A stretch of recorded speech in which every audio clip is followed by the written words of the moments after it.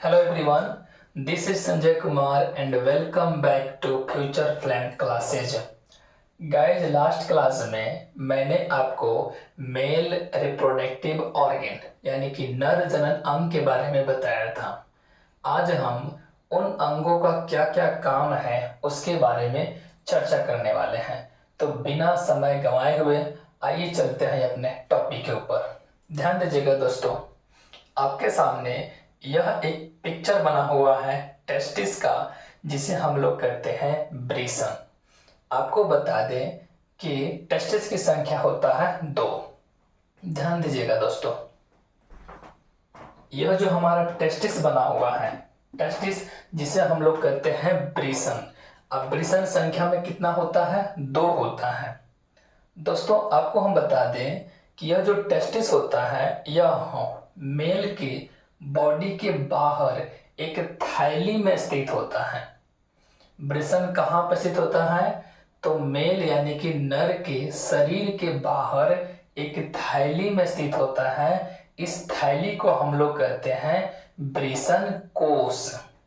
ध्यान दीजिएगा दोस्तों, यह जो पूरा हमारा टेस्टिस है यह बॉडी के बाहर एक थैली में स्थित होता है। इस थैली का नाम है ब्रीसन कोश। देखिए दोस्तों, इस पूरे थैली का नाम है ब्रीसन कोश।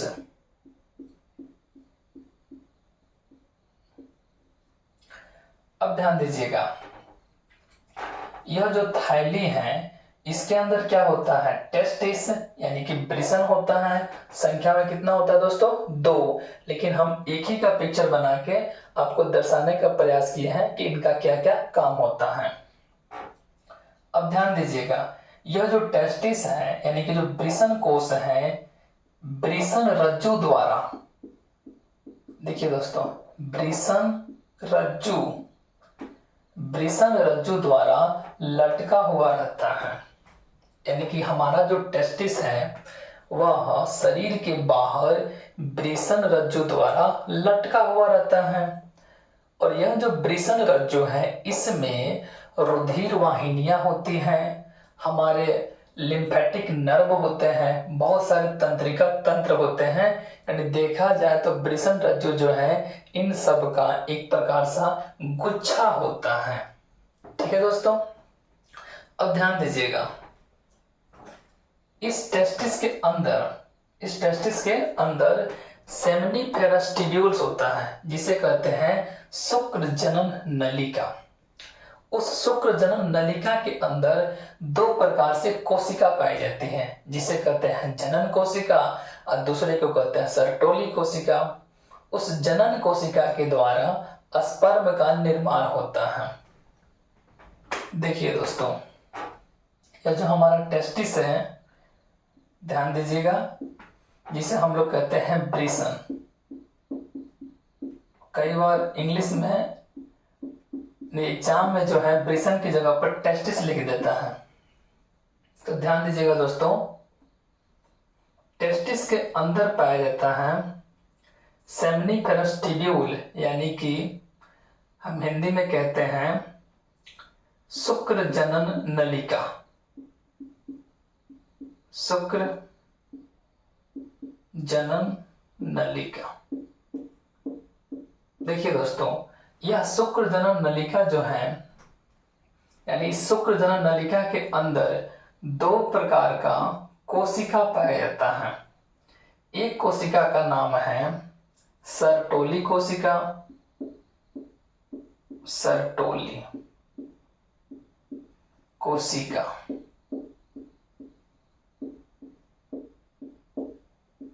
जबकि दूसरे कोशिका का नाम है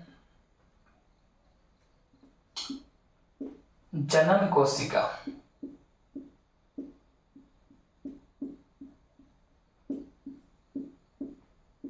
इस जनन कोशिका को हम लोग जर्म सेल के भी नाम से जानते हैं, जर्म सेल, और इसे कहते हैं सर्टोली सेल।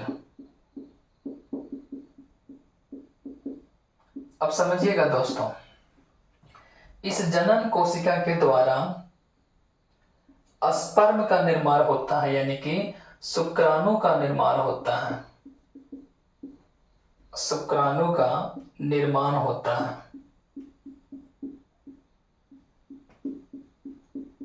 लेकिन ध्यान दीजिएगा, यह जो शुक्राणु का निर्माण होता है वह अर्धसूत्री विभाजन के द्वारा होता है। अर्धसूत्री विभाजन के द्वारा होता है।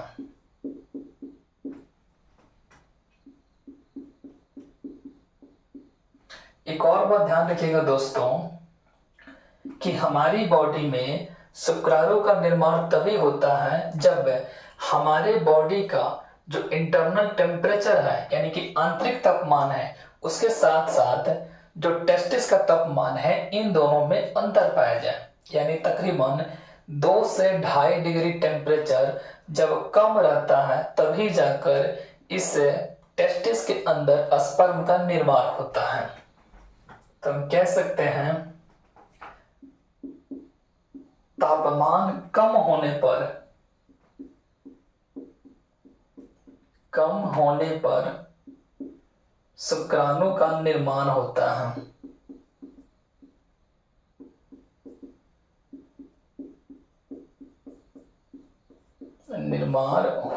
है।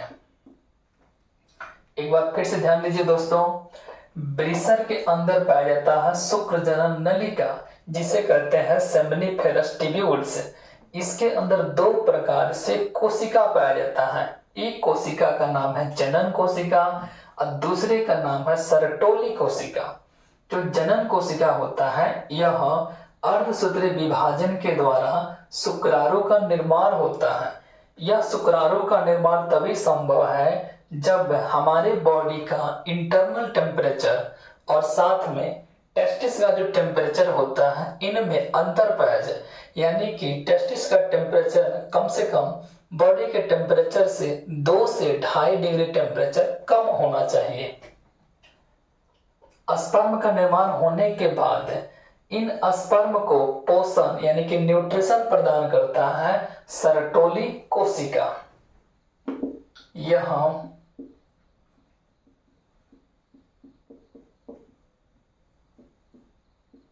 शुक्राणुओं को पोषण प्रदान करता है।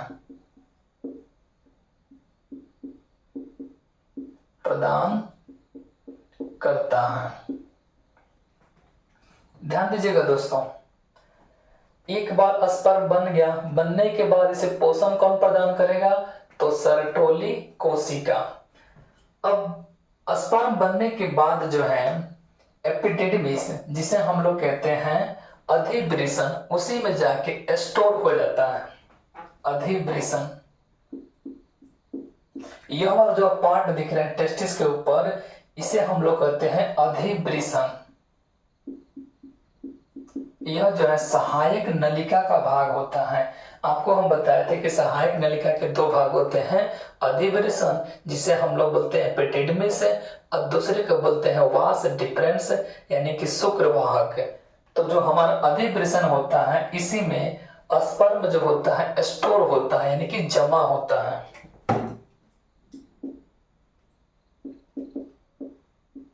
यहां पर स्पर्म यानी कि शुक्राणु जमा होता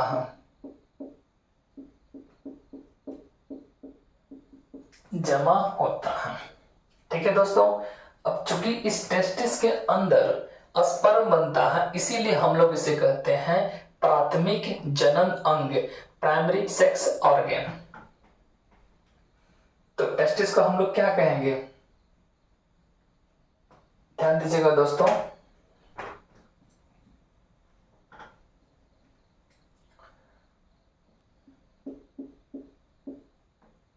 स्पर्म बनता है। यहां पे लिख देते हैं दोस्तों, टेस्टिस यानी कि वृषण को प्राथमिक जनन अंग कहते हैं। प्राथमिक जनन अंग कहते हैं। अब एक बार फिर से हम इसका रिवीजन कर लेते हैं। ध्यान दीजिएगा, टेस्टिस यानी कि वृषण हमारे बॉडी के बाहर एक थैली में स्थित होता है। उस थैली को हम लोग कहते हैं वृषण कोष। और यह जो वृषण कोष है यानी जो थैली होता है जिसके द्वारा लटका हुआ रहता है उसे कहते हैं वृषण रज्जु। उसे क्या बोलते हैं दोस्तों? वृषण रज्जु। इस वृषण रज्जु में कई प्रकार के रुधिर वाहिनियां होती हैं, तंत्रिका तंत्र होते हैं, लिम्फेटिक नर्व होते हैं, यानी एक प्रकार से गुच्छे का समूह होता है। इसके नीचे हमारा होता है टेस्टिस यानी कि वृषण होता है। इसी वृषण के ऊपर वाले भाग में होता है अधिवृषण। क्या होता है दोस्तों? अधिवृषण। यह अधिवृषण जो है सहायक नलिका का भाग होता है। अब ध्यान दीजिएगा, वृषण के अंदर पाया जाता है शुक्रजनन नलिका। क्या पाया जाता है दोस्तों? शुक्रजनन नलिका, जिसे हम लोग कहते हैं सेमिनिफेरस ट्यूब्यूल्स। इस शुक्रजनन नलिका में दो प्रकार से कोशिका पाया जाता है। एक कोशिका का नाम है जनन कोशिका, दूसरे का नाम है सर्टोली कोशिका। जनन कोशिका के में या कह सकते हैं जनन कोशिका के अंदर अर्धसूत्री विभाजन के द्वारा शुक्राणु का निर्माण होता है। यह निर्माण तभी संभव है जब हमारे बॉडी का टेम्परेचर और टेस्टिस के अंदर का टेम्परेचर में अंतर पाया जाए। यानी कि जो टेस्टिस के अंदर का टेम्परेचर है उसमें कम से कम 2 से 2.5 डिग्री तापमान कम होना चाहिए, तभी जाके शुक्राणु का निर्माण संभव है। अब स्पर्म का निर्माण होने के बाद इन स्पर्म को यानी शुक्राणुओं को न्यूट्रिशन यानी कि पोषण प्रदान करता है सर्टोली कोशिका। ठीक है दोस्तों, इसके अलावा आप लोग याद रख लीजिएगा कि स्पर्म बनने के बाद जो है अधिवृषण में जाके जमा हो जाता है। ठीक है दोस्तों, तो एक बार आप सभी इसका स्क्रीनशॉट ले लीजिए, फिर हम आगे चर्चा करते हैं।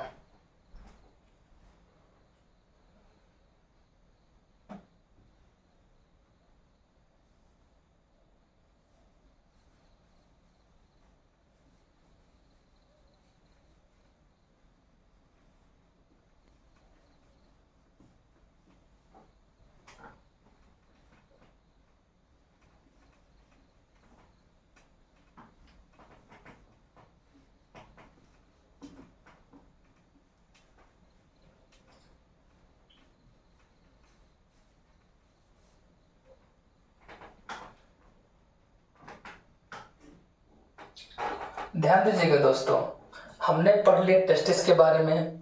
दूसरा भाग क्या होता है? दूसरा भाग होता है सहायक नलिका, जिसे हम लोग कहते हैं एक्सेसरी डक्ट। इसके अंदर क्या पाया जाता है? एपिडिडमिस यानी कि कह सकते हैं हम अधिवृषण।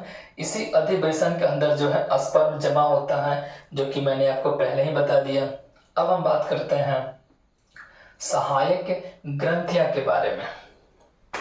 ध्यान दीजिएगा दोस्तों, सहायक ग्रंथियां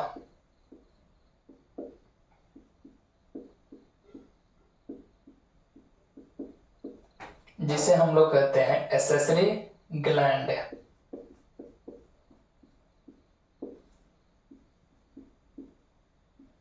एक्सेसरी ग्लैंड्स दोस्तों, सहायक ग्रंथियां जो है 3 होती हैं। मैंने आपको बताया था कि seminiferous tubules, sorry seminal vesicle, जिसे हम लोग कहते हैं शुक्राशय। कौन कौन से होते हैं दोस्तों? एक बार मैं फिर से नाम लिख देता हूं।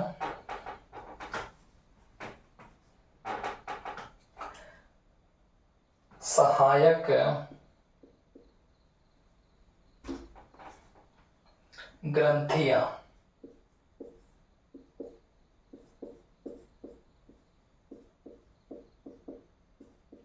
और सहायक ग्रंथियां हैं दोस्तों 3 होती हैं, जिनमें से पहले का नाम था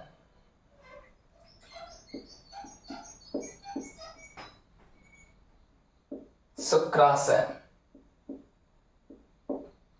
शुक्राशय का हम लोग बोलते हैं सेमिनल वेसिकल। सेमिनल वेसिकल पहले समझ लेते हैं शुक्राशय जो है क्या क्या काम करता है। देखिए, सहायक जो भी ग्रंथियां होती हैं इनका काम है कि स्पर्म को न्यूट्रिशन यानी कि पोषण प्रदान करना। अब इनमें जो शुक्राशय होता है इसके बारे में जान लेते हैं कि यह क्या क्या काम करता है। दोस्तों, यह जो है स्पर्म यानी कहते हैं शुक्राणु, ये स्पर्म का 60 से 70% भाग होता है। इसके अलावा दोस्तों, यह जो है फ्रक्टोज का निर्माण करता है।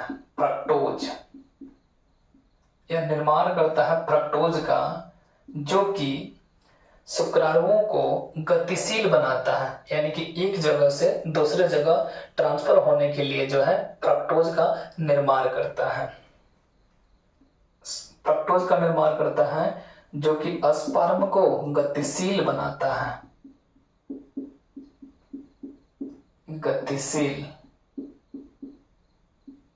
गतिशील बनाता है।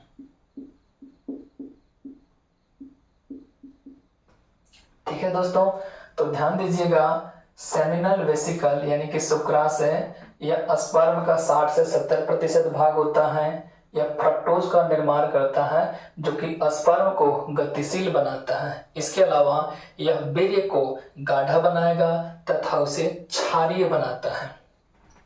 यह वीर्य को गाढ़ा एवं क्षारीय बनाता है।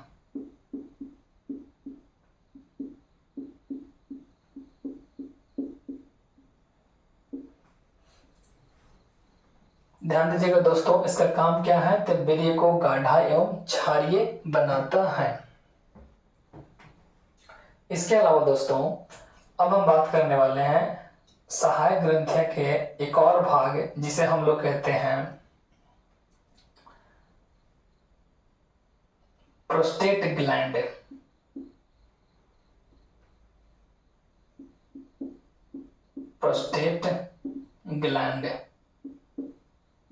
ध्यान दीजिएगा दोस्तों, प्रोस्टेट ग्लैंड यानी कि हम कहते हैं पुरस्थ ग्रंथि।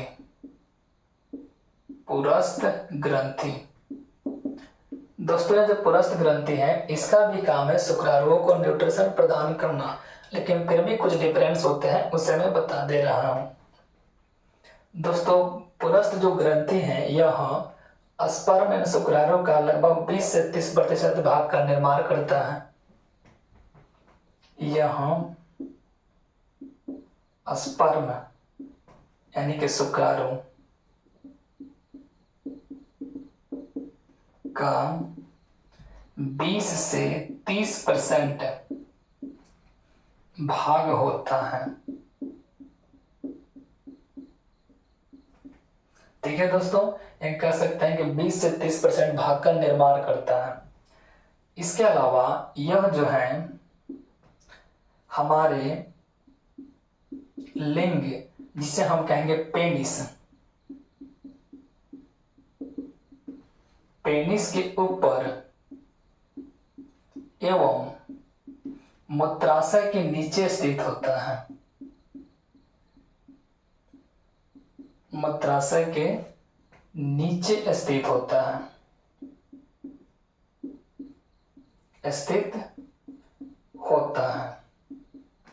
ध्यान दीजिएगा दोस्तों, यह जो प्रोस्टेट ग्लैंड होता है यह सिट्रिक अम्ल का निर्माण करता है। सिट्रिक अम्ल यानी सिट्रिक एसिड कहते हैं, हिंदी में कहेंगे सिट्रिक अम्ल।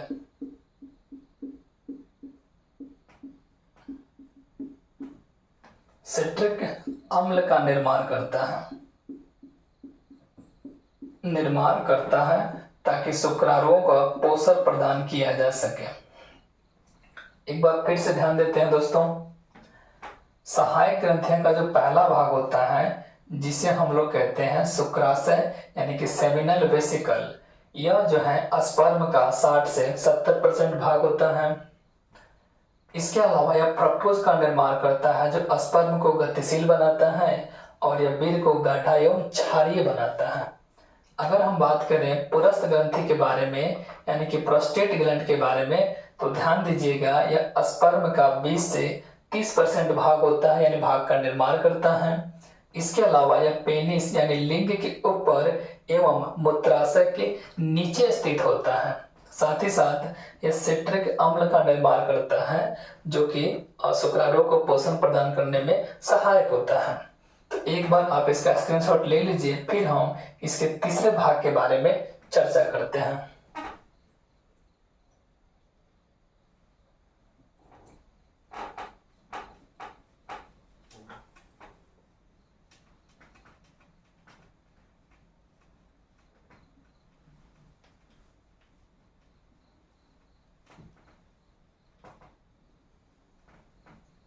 दोस्तों अब हम बात करने वाले हैं सहायक ग्रंथियां का जो तीसरा भाग होता है काउपर ग्रंथि के बारे में।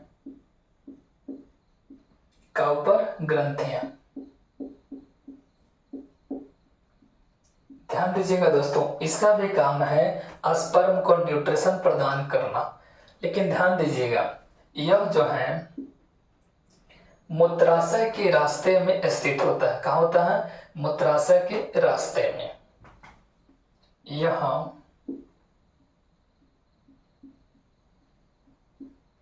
मूत्राशय के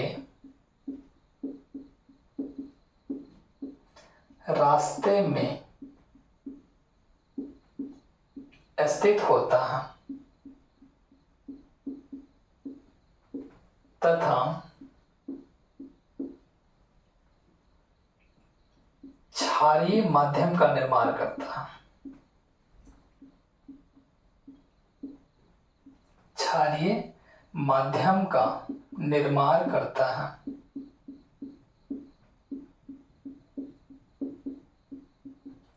अब ध्यान दीजिएगा, स्पर्म बनने के बाद जब वह पेनिस के द्वारा बाहर निकलता है, उस कंडीशन में जो माध्यम होना चाहिए वह क्षारीय होना चाहिए, क्योंकि जब ज्यादा अम्लीय हो जाएगा तो स्पर्म जो है डेड हो सकता है, यानी उसकी जो है मृत्यु हो सकती है।